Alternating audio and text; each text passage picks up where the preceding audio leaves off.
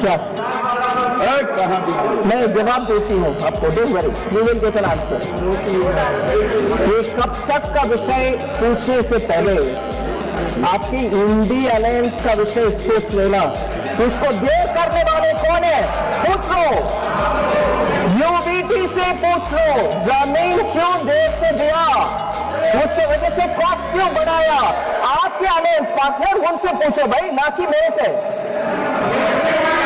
Land समय पर दिए होते अब तक बुलेट ट्रेन चलता होता, लैंड नहीं दिया और जानबूझ करके ने पैसा नुकसान किया।